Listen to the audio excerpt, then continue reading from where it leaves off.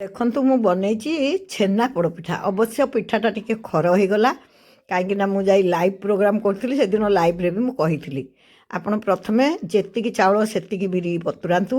ମୁଁ ମାତ୍ର 250 ଚାଉଳ ଆଉ ଟିକେ ବିରି କମ୍ 200 ଗ୍ରାମ ଭଳିଆ ବିରି ବତୁରେଇଥିଲି। ଆଉ ଯେଉଁ ଛେନା ହୁଏ ପ୍ରକୃତରେ ଦୁଇ ପ୍ରକାର, ଗୋଟେ ହେଉଛି ଦହି ଛେନା, ଗୋଟେ ହେଉଛି କ୍ଷୀର ଛେନା। କ୍ଷୀରରୁ ଘିଅ ବାହାର କରିବା ପାଇଁ ଯେଉଁ ଘୋଳ ଦହି ପ୍ରସ୍ତୁତ ହୁଏ ତାକୁ ଚୁଲିରେ ବସାଇଦେଲେ ବି ଛେନା ହୁଏ। ସେଥିରେ ଯେଉଁ ଛେନା ହୁଏ ସେଟା ପୁରା ଗୁଣ୍ଡୁଗୁଣ୍ଡିଆ ହେଇକି ହୁଏ, ସେଟା ଏତେ ଭଲ ବାନ୍ଧେନି। ମୁଁ କ'ଣ କଲି, ବାଡ଼ିରୁ ଦୁଇଟା କଦଳୀପତ୍ର ନେଇ ଆଇଲି, ବିରି ଆଉ ଚାଉଳକୁ ଭଲ କରି ଗ୍ରାଇଣ୍ଡିଙ୍ଗ କରିଦେଇଥିଲି। ଆଉ ସେ ଛେନାକୁ ଗୋଳେଇକି ଟିକେ ଗୁଡ଼ ଆଉ ଲୁଣ ଗୋଳେଇକି ଘଣ୍ଟାଏ ପାଇଁ ରଖିଦେଇଥିଲି। ତାପରେ କଡ଼େଇରେ ଯେଉଁ କଦଳୀପତ୍ର ପାରିବେ ସେ ମୋଟା ଯେଉଁ ମଝିଟାକୁ ତା'ର ଭଲରେ କାଢ଼ିଦେବେ। ସେ ମୋଟାଟା ଯଦି ରହିବ ତାହେଲେ ପିଠାର ସେପ୍ଟା ଭଲ ହେବନି। ତାକୁ ଭଲ କି ଆଗ ପାରି ଦିଅନ୍ତୁ କଦଳୀପତ୍ରକୁ, ତା ଦେହରେ ଟିକେ ଘିଅ ମାରିଦିଅନ୍ତୁ। ଘିଅ ମାରିଦେଇକି ଆମର ଯେଉଁ ପିଠଉ, ଇଟିଲି ପିଠଉ ଭଳିଆ ସେ ପାଣିଆ କରିବେନି, ତାକୁ ରଖିବେ। ତାପରେ ଟିକେ ନଡ଼ିଆ ପୁର ଦେଇକି ହାତରେ ଏମିତି ଚାପି ଚାପି ଦେବେ। ଚାପି ଦେଇକି ପୁଣି କିଛି ସେଇ ଦେଇକି ସେ ଆଣ ଦେଇକି ତାକୁ ଏମିତି ଭଲକରି ଘୋଡ଼େଇ ଦେବେ, କେଉଁ ପଟକୁ ଯେମିତି ଦେଖାଯିବନି, ଆଉ ପତଳା ହେଇ ଘୋଡ଼େଇ ଦେବେ। ଆଉ ମୋର ଟିକେ ଆଣ ବଳି ପଡ଼ିଲା, ମୁଁ ଆଉ ଗୋଟେ ଛୋଟ ପିଠା ବି ପକାଇଥିଲି। ଆଉ ଟିକେ କାହିଁ ରଖିବି, ପୁର ବି ଟିକେ ଥିଲା, ଆଣ ବି ଟିକେ ଥିଲା। ଦୁଇଟାକ ପିଠା ପକାଇ ଦେଇକି ମୁଁ ବୋହୂମାନଙ୍କୁ କହିଦେଇକି ଆସିଲି। ମୁଁ କହିଲି ମାଲୋ ତୁମେ ଟିକେ ପିଠାଟା ଓଲଟେଇ ଦେବ। ଅବଶ୍ୟ ମୋ କହିବାରେ ବି ଟିକେ ଭୁଲ ରହିଗଲା। ଆପଣମାନେ ଭଲରେ ଏଇ କଥାଟା ଶୁଣନ୍ତୁ।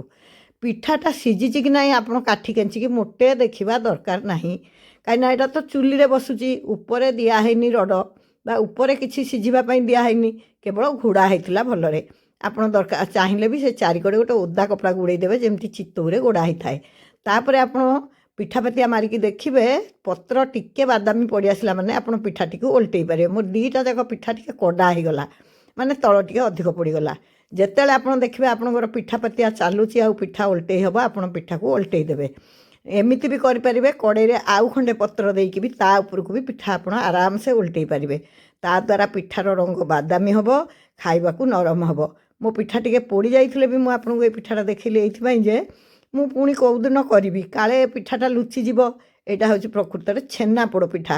ଏଇଟା ଛୁଆବେଳେ ବୋଉ ଆମକୁ ଘୋଳ ଦହିରୁ ଛେନା କରିକି ଦେଉଥିଲା। ମୁଁ ଏବେ କାହିଁ କେଉଁଠି ଏଇଟା ଦେଖୁନି କି ଶୁଣୁନି। ହେ ଦେଖନ୍ତୁ, କଡ଼େଇରୁ ସେ ପିଠା କାଢ଼ିଦେଲି, ପୁଣି ଗୋଟେ କଦଳୀପତ୍ରରେ ଘିଅ ମାରିକି ସେ ପିଠାକୁ ଓଲଟେଇ ଦେଲି।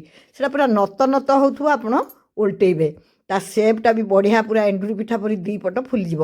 ଆପଣ ଯଦି କେଞ୍ଚା କେଞ୍ଚି କରିକି ଦେଖିବେ ସିଝିନି, ଆଉ ସିଝିଲେ ଯାଇ ଓଲଟେଇବେ ବୋଲି ଭାବିବେ, ତାହେଲେ ପିଠା ଏମିତି ଟାଣ ହେଇଯିବ। ଥରଟେ କରନ୍ତୁ, ନହେଲେ ବି ମୁଁ ଆଉ ଥରେ ପିଠା କରିକି ଆପଣମାନଙ୍କୁ ଦେଖେଇବି। ଆମର ଏମିତି ପୋଡ଼ି ଯାଇଥିଲା ପଛେ ଖଣ୍ଡେ ପିଠା ବଳିନି, ସ୍ୱାଦିଷ୍ଟ ହେଇଥିଲା, ଟିକେ କଡ଼ା